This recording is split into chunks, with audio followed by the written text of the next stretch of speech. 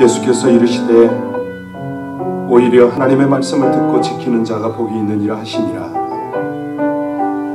내가 복음을 부끄러워하지 아니하노니 이 복음은 모든 믿는 자에게 구원을 주시는 하나님의 능력이 됨이라. 복음에는 하나님의 의가 나타나서 믿음으로 믿음에 이르게 하나니 기록된 바 오직 의인은 믿음으로 말미암아 살리라 함과 같으니라.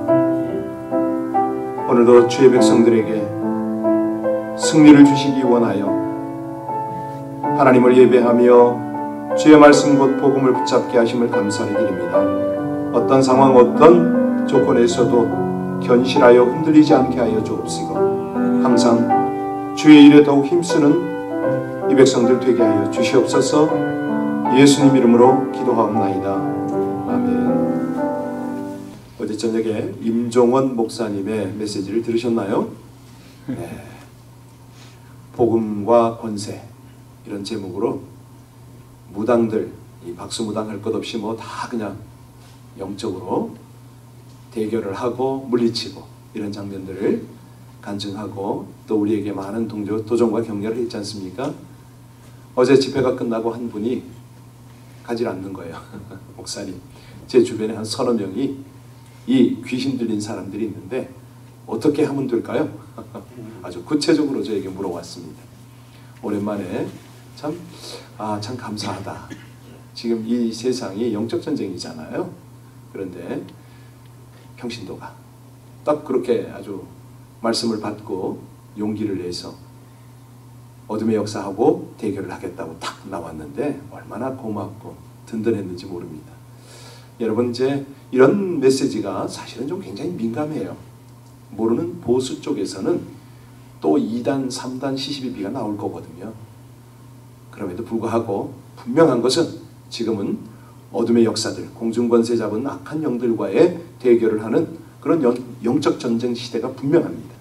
우리 함께 기도할 때요, 하나님 앞에 하늘의 권세, 오늘 설교 제목이기도 한데요, 이 땅에서 꼭 필요한 복음의 능력, 하나님의 권세 우리가 잘 사용해서 어둠의 역사들 다 당당하게 넉넉하게 물리치고 하늘나라 하나님의 영광 선포하게 해달라고, 우리 모두에게도 이런 하늘의 권세를 덧입게 해달라고 합심으로 함께 간절히 주님 앞에 기도 올리겠습니다.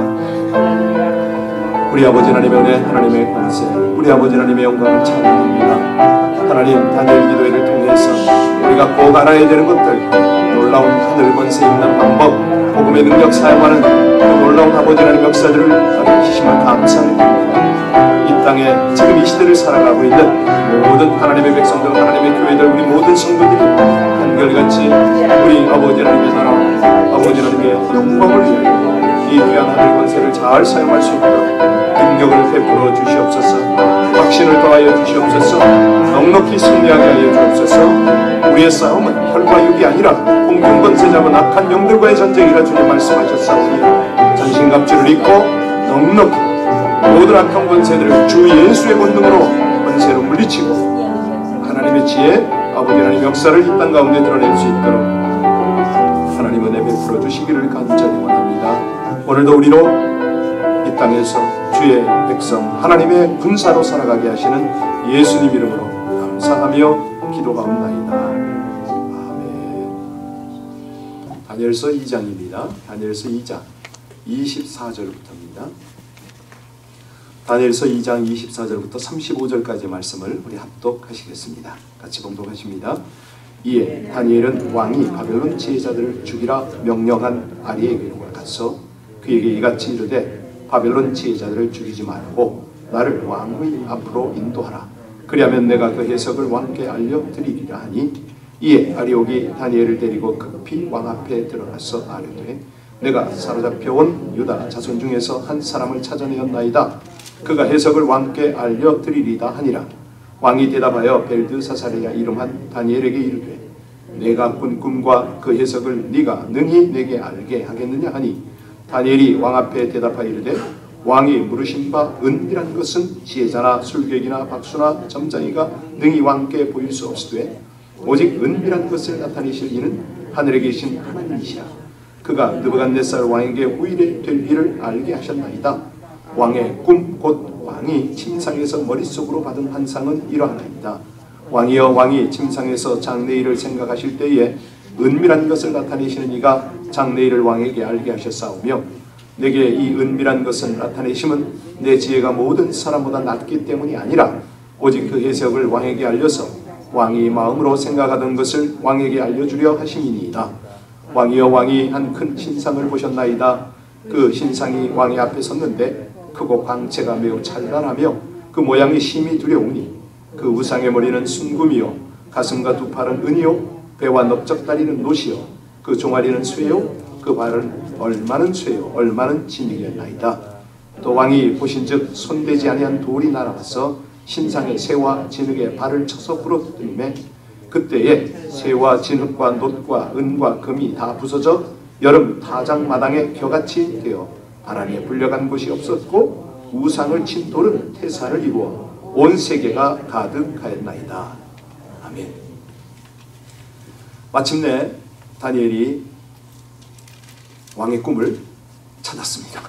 왕은 자기가 꾼 꿈을 잃어버렸고 다니엘은 꿈을 알아낸 거죠. 자, 이건 뭐냐면 다니엘이 죽지 않아도 된다 이런 의미 아니겠습니까? 다니엘 뿐이겠습니까? 그 친구들도 사는 거죠. 바벨론의 모든 박사 또 가족들 할 것 없이 몰살당하게 된 위기에서의 구원을 의미하고 있습니다. 사실요, 이 정도 우리가 이제 말을 표현을 하고 있지만 그 당시 많은 사람들은 얼마나 이 상황을 기다리고 있었을까요? 다 죽게 됐잖아요. 아주 얼굴이 다 그냥 낯빛이 됐겠죠. 다들 전전긍긍하고 있을 때 다니엘이 짠 하고 내가 알아냈다는 거 아닙니까? 사실요, 이런 것들을 가만히 보면 그렇습니다. 어떤 사회나 어떤 공동체나 마찬가지인데 어떤 사람은 나타나기만 하면 기뻐요. 이 사람을 통해서 하나님이 어떤 일을 할까 기대가 되고 그분을 보기만 해도 마음이 흐뭇하잖아요. 그런가 하면 어떤 사람은 나타났다 그러면 신경 쓰여요. 저 입에서 무슨 폭탄이 또 터질까? 또 저 사람 저 행동할 때 저 무슨 일이 또 파편이 날아들까? 걱정하는 그런 사람이 있잖아요.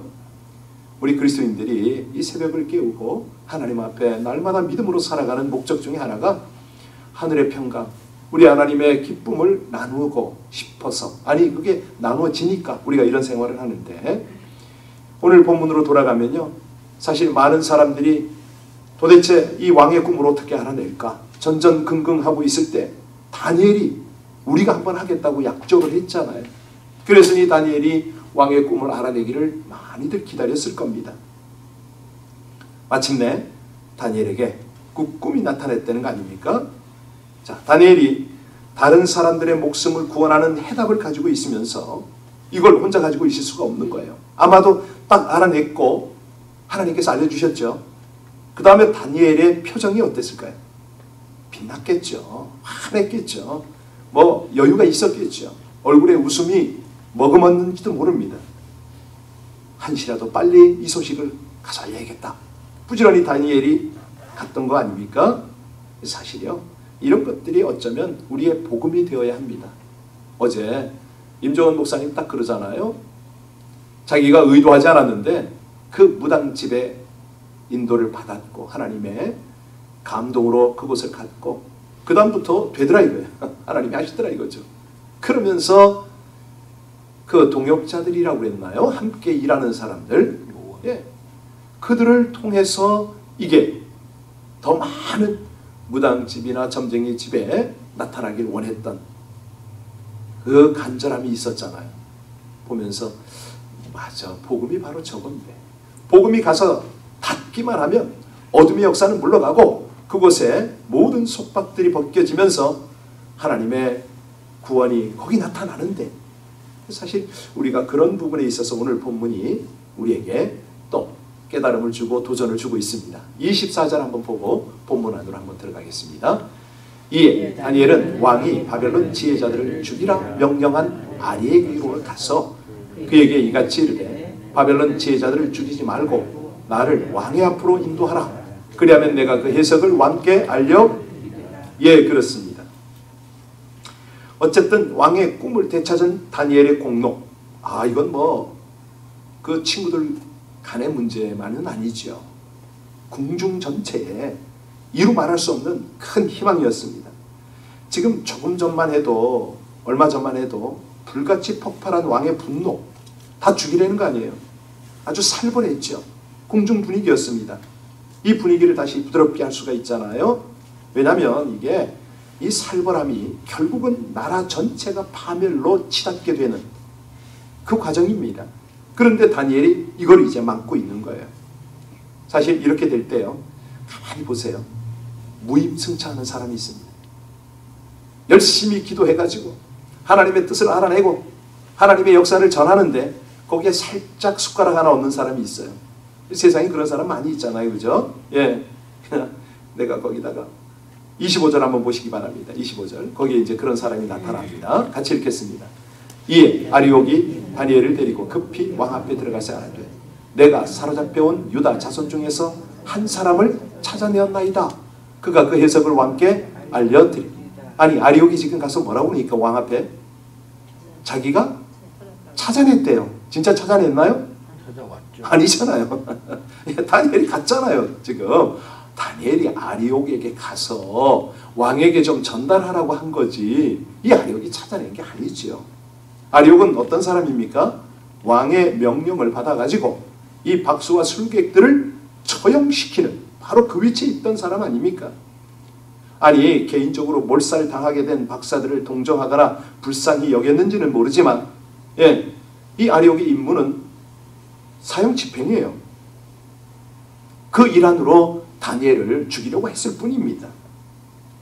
아니, 혹시 다니엘이 왕의 꿈을 알아낼 수 있을지도 모른다는 희망을 가지고 다니엘을 찾아온 것이 아니란 말입니다. 숟가락 하나 얹은 거예요. 다니엘이 왔더니 거기다가, 자, 여기 다니엘로 말미암아 박사들이 몰살을 면하게 되었을 때 그가 기뻐했을까요? 예, 기뻐했을 수도 있습니다. 예, 안도했을 수도 있습니다.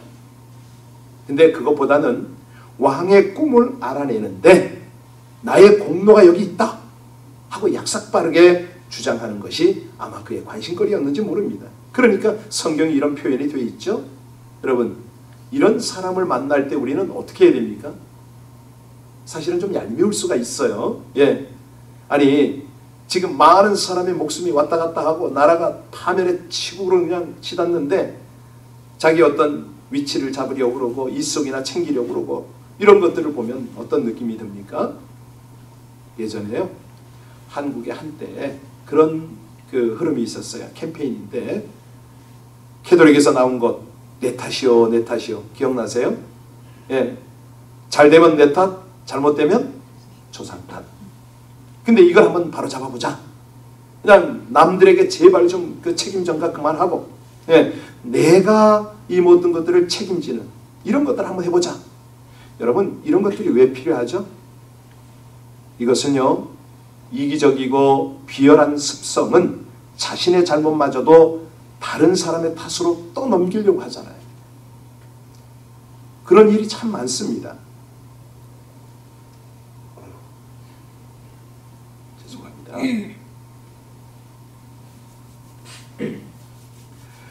사실요, 우리가 나의 잘못은커녕 다른 사람의 업적을 내 것으로 가로채려는 이제 이런 모습이 있으면요, 이게 점점 어떻게 발전하냐면 거짓과 속임수가 난무를 하게 됩니다. 이게 다 이 관계 파괴가 되는 거죠. 예, 정직과 진실이라는 큰 가치를 잃어버리게 되거든요. 자, 그때부터는 어떻게 되느냐? 사람의 인생이 너무 불쌍해져요. 우리가 이제 직장 생활을 하고 일터에서 일하는 사람들이 큰 불만 가운데 하나가 뭐냐면 기껏 애써서 열심히 해놓은 일을 상사가 마치 자기가 한 것처럼 가로채는, 그럴 때는 얼마나 속이 상하겠어요. 그죠? 예. 그렇게 해서 상사가 자기가 능력을 인정받고 좋아할지는 모르지만 언젠가는 들통이 나는 것이죠. 설령 들통이 안 난다고 하더라도 그런 거짓과 술수 위에 자기 인생을 세워간다? 이 사람이 행복할까요? 아니거든요. 그래서 자신의 실수와 잘못을 인정하는데 용기가 필요합니다. 때로는 체면이 무너지고 큰 손해가 오더라도 이거를 감수해야 되는 거죠. 더 나아가서 다른 사람의 허물을 덮어주고 자기가 대신 허물을 뒤집어 쓰는 이런 희생이 필요합니다. 이런 것 때 바로 이때부터 무슨 일이 벌어지냐면 하늘의 권세가 임해요. 아멘. 그때부터 하나님의 위로가 오고요. 하나님의 지혜가 오고 하나님의 포용력이 나타나기 시작하고 막 그렇습니다. 사람들이 알아요. 저 사람 분명히 자기가 잘못하지 않았는데도 불구하고 책임을 자기가 지려고 하네. 딱 알아요. 그때 하나님의 능력이 함께 덮여가는 거죠. 자, 26절 볼까요? 26절 같이 읽습니다. 왕이 대답하여 벨드사살이라 이름한 다니엘에게 이르되 내가 꾼 꿈과 그 해석을 네가 능히 내게 알게 하겠느냐? 다니엘은 딱 보니까 느부갓네살이 다니엘을 딱 보니까 이게 믿업지가 않은 거예요. 아니 왜 그랬습니까? 그도 그럴 것이요. 세계 최고의 지성이라고 하는 바벨론의 박사들도 다 포기한 거 아니에요. 다 두려워하잖아요. 못하겠다고 했잖아요. 두 손 들었어요. 그런데 유다에서 잡혀온 새파란 젊은이가 겁도 없이 지금 나선 거예요. 아니 지금은 지푸라기라도 붙잡아야 할 형편인데 얘가 딱 젊은 애가 나타나서 당당한 표정을 짓고 있는 거예요. 사실은 우리는 압니다. 이 다니엘이 다니엘과 같은 모습이었을 거예요. 그죠? 골리앗 앞에서 골리앗 위세에 눌려서 벌벌 떨고 있는 사울 왕과 장군들 앞에서 소년 다윗이 내가 골리앗을 물리쳐보겠다고 당당하게 나섰어요. 그 모습과 비슷하잖아요. 지금 분위기가. 그죠? 자, 지금 다니엘은요 이미 그 왕의 꿈을 지난밤에 보았어요. 해답을 가지고 나와 있는 거예요. 얼마나 자신만만하고 당당하겠습니까? 어떻게 해서라도 말을 빙빙 돌리고 시간을 끌어보려고 했던 이 바벨론 박사들과는 완전히 입장이 다르죠. 지금이라도 당장 입을 열어서 왕에게 자세히 설명하고 싶은 거예요. 자, 그렇게 되면 이 바벨론 박사들 엄두도 내지 못한 일을 간단하게 해결하고 이 무명의 젊은이가 혜성처럼 나타났다 막 떠들고 난리가 나겠죠. 자, 다니엘이 하는 모습을 한번 볼까요? 27절 같이 읽습니다. 27절입니다. 다니엘이 왕 앞에 대답하여 이르되 왕이 물으신 바 은밀한 것은 지혜자나 술객이나 박수나 점쟁이가 능히 왕께 보일 수 없습니다. 다니엘이 쉽게 입을 안 여네요. 왜 그랬을까요? 이 못된 왕의 버릇을 고쳐줄 수 있는 절호의 기회를 포기할 수가 없지요. 이 교만한 느부갓네살 왕이 교육을 좀 받을 필요가 있는 거예요. 그래서 28절에 다니엘이 뭐라고 그럽니까? 28절 같이 읽겠습니다. 오직 은밀한 것을 나타내실 이는 하늘에 계신 하나님이시라. 그가 느부갓네살 왕에게 후일에 될 일을 알게 하셨나이다. 왕의 꿈 곧 왕이 침상에서 머릿속으로 받은 환상은 이러하나이다. 그러니까 할 수도 없는 일을 시키면서 못하면 죽여버리겠다? 억지를 부려서는 안 되지요. 이 말 아닙니까? 물론 박사들도 이 주장을 했다가 오히려 왕의 분노만 끌어오르게 하는 부채질을 한 거죠. 그렇지만 지금 다니엘은 왕의 잘못을 제대로 지적합니다. 바로잡고 있는 중이에요. 왜? 왕의 꿈과 해석이라는 해답을 가지고 왔잖아요. 이게 하늘의 권세입니다. 바로 이게 하늘의 권능이죠. 그런 다음에 그 은밀한 것을 나타낼 수 있는 분은 누구라고 말합니까? 하나님이라고 분명히 선언합니다. 어차피 바벨론 박사들이 알 수 없는 일이라면 다니엘 자신도 자기의 지혜로는 알아낼 수가 없는 일이죠. 여기서 보면요, 특징이 뭐냐면 다니엘은 자신을 높이거나 드러내지 않습니다. 하나님을 높이고 있어요. 우리가 앞에서 몇 차례 봤지만은 유다를 정복한 느부갓네살의 승리는 여호와 하나님에 대한 승리로 보였어요. 그런데 여기 다니엘은요, 느부갓네살을 한 방에 보냅니다. KO죠. 영적으로 그냥 완전히 KO를 시켰습니다. 하나님의 일방적 승리를 선포하고 있는 거 아니에요? 자, 이 상황에서 느부갓네살이 아니야, 뭐 니네 하나님이 뭐 이럴 수가 있나요? 자, 그래도 자기가 하나님을 이기고 내가 예루살렘의 성전 기물을 다 뺏어왔잖아. 니네 하나님이 무슨 신이야? 이러고 나올 수는 없는 거죠 지금. 여러분, 우리 하나님이 연출하는 게 지금 보이세요? 느껴져야 돼요. 아하, 우리 하나님은 느부갓네살의 꿈을 통해서 당신이 진정한 하나님임을 지금 드러내고 계신 거예요. 그런데 그 통로가 누구죠? 다니엘이에요. 다니엘은 어떻게 통로가 됐죠? 그 친구들과 함께 기도함으로 하나님의 계시를 받고 권세를 지금 사용하고 있는 것이죠. 바벨론의 대학자들이 절대 할 수 없었던 일입니다. 그런데 우리 하나님은 새파란 이 젊은이로 하여금 간단하게 끝내고 계십니다. 그래서 사도 바울이 이거를 깨닫고 뭐라고 그럽니까? 세상에 미련한 것을 택하사 지혜 있는 것들을 부끄럽게 하려 하시고 세상에 약한 것들을 택하사 강한 것들을 부끄럽게 하려 하시며 세상에 천한 것들과 멸시받는 것들과 없는 것들을 택하사 있는 것들을 패하시는 분이 하나님이시다. 그렇게 표현하잖아요. 우린 바로 이 하나님을 믿고 의지합니다. 그래서 이 새벽에 나와서 하나님의 권세, 권능을 지금 구하는 것이죠.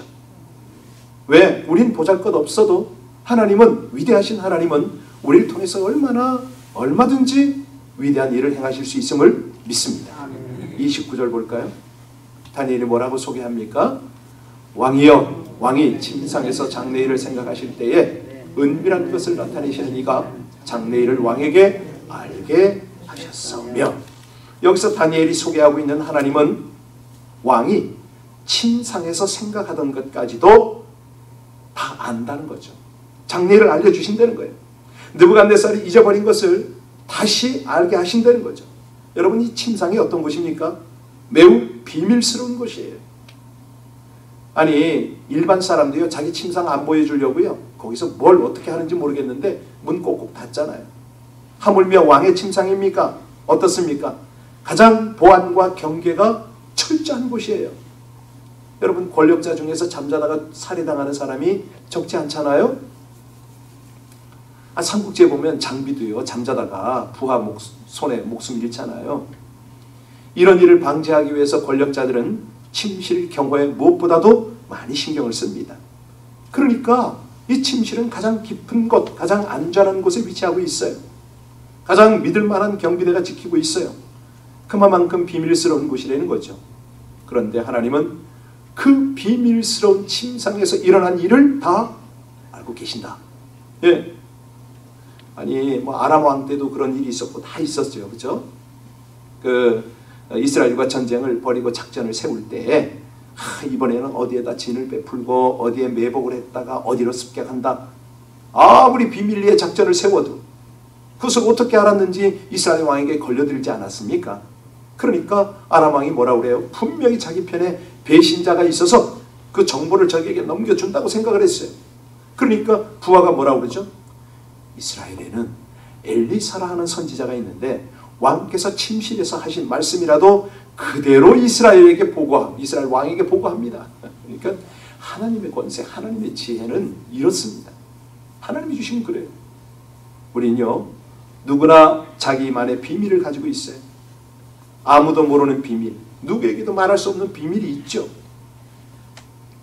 조폭들은 그러잖아요. 영화에 보면은 이 비밀은 어디까지 가져간다? 무덤까지. 그 끝까지 가져갈 필요가 어디 있어? 하나님 다 아시는데 가져갈 필요가 없는 거예요. 네. 그러니까 참으로 가장 능력 있는 하늘 권세를 사용할 수 있는 사람이 누구냐? 진실한 사람입니다. 정직한 사람입니다. 포장하지 않는 거예요. 잔머리 안 굴리는 거죠. 자, 다니엘의 본 왕의 꿈이 어떤 꿈이냐? 오늘 시간이 많이 없으니까 31절로 35절까지를 읽고 내일 자세히 우리가 이 본문을 우리가 함께 나누도록 할 겁니다. 31절로 35절까지 주어진 본문 같이 읽겠습니다. 왕이여, 왕이 한 큰 신상을 보셨나이다. 그 신상이 왕의 앞에 섰는데 크고 광채가 매우 찬란하며 그 모양이 심히 두렵니 그 우상의 머리는 순금이요 가슴과 두 팔은 은이요 배와 넓적다리는 노시요 그 종아리는 쇠요 그 발은 얼마는 쇠요 얼마는 진흙이었나이다. 또 왕이 보신즉 손대지 아니한 돌이 나와서 신상에 쇠와 진흙에 발을 쳐서 부서뜨리네. 그때 쇠와 진흙과 놋과 은과 금이 다 부서져 여름 파장마당에 겨같이 되어 바람에 불려간 곳이 없었고 우상을 친 돌은 태산을 이루어 온 세계에 가득하였나이다. 아멘. 머리는 금이고 가슴과 두 팔은 은이고 배와 넓적다리는 노시고 종아리와 이런 쇠 이런 것들 내일 자세히 또 이제 차차 설명을 드리도록 하고요. 자, 그러면 오늘 이제 결론을 지어야 되겠습니다. 우리 하나님께서는 사람의 꿈이나 생각조차 다 꿰뚫어 보고 계신다고 이제 말씀드렸지 않습니까? 그런데 이 꿈이 어떻게 나타나느냐? 포로로 끌려온 10대 소년에 불과했던 다니엘에게 나타났습니다. 어떻게 이 다니엘에게 나타났느냐? 하나님의 권세에 붙들리니까. 느부갓네살도 인정할 수밖에 없는 강력한 능력을 발휘했던 거 아닙니까? 다니엘의 하나님, 지금도 우리를 다스리고 계십니다. 오늘 이 자리에서 우리 예배를 받고 계십니다. 그러면 우리 모두에게도 똑같은 권세가 주어질 수가 있는 것이죠. 예? 구하셔야 돼요. 여러분, 여전히 세상에는요, 몰상식하고 폭력적인 지도자들이 있어요. 그리고 그 앞에 아첨하고 유익을 얻으려는 자들이 한둘이 아닙니다. 우리 주변엔 또 얼마나 많습니까? 그래서요, 우리는 의로우시고 정직한 자를 기뻐하시는 하나님을 믿는 사람답게 세상의 처세술을 버리고 하늘의 권세 입어서 이 세상에서 사용해야 될 줄로 믿습니다. 아멘. 기도하시겠습니다. 세상 지식과 권세를 초월하시는 지혜와 권능의 하나님, 여전히 세상에는 몰상식하고 폭력적인 지도자들과 권력이 있고 그 앞에 아첨함의 유익을 얻으려는 자들을 봅니다. 비겁한 세상, 권세의 종으로 살 것이 아니라 당당한 하나님의 백성으로 살게 하여 주옵소서. 세상의 모든 권세를 다스리시는 하나님만을 예배드리므로 하늘 권세 입은 다니엘처럼 하나님의 권세에 붙들려 세상 권세자들에게 강력한 하늘의 권능을 발휘하게 하여 주시옵소서. 세상의 주세서를 버리고 하늘의 지혜와 권능을 의지하는 의롭고 정직한 삶을 살게 하여 주시옵소서. 최종 승리를 주시는 예수님 이름으로 기도하옵나이다. 아멘. 우리 한두 분 온라인에 계신 분들에게 광고 드리겠습니다. 우리 교회 출석은 하지 않지만은 우리 그 온라인에 예배도 들어오시고 또 힘들 때는 와서 기도하는 분이 계신데, 우리 자매님 생각 같아서는 오시면 좋겠어요.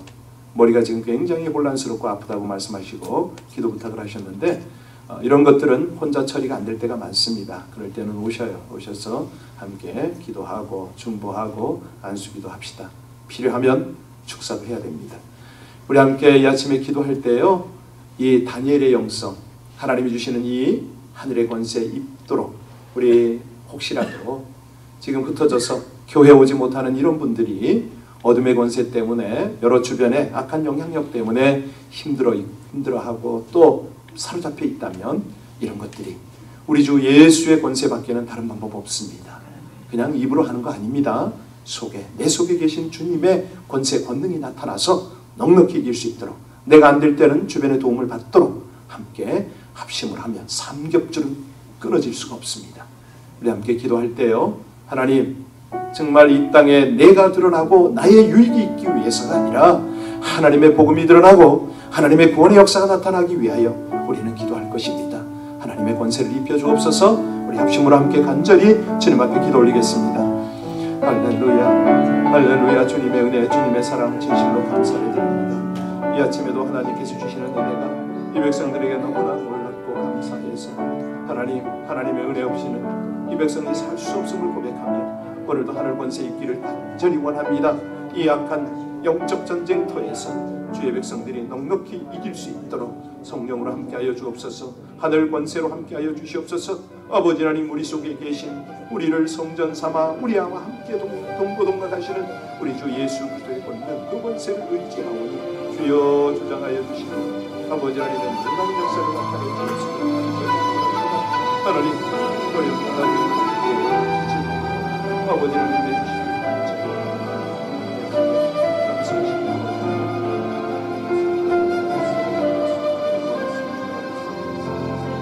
할렐루야. 주님, 하나님 아버지를 믿어 주님의 은혜가 우리 모두 하늘 권세를 사모하며 권세를 더 입게 하시며 그 권세에서 이 땅의 하나님의 복음, 하나님의 구원, 하나님의 역사, 아버지 하나님 영광을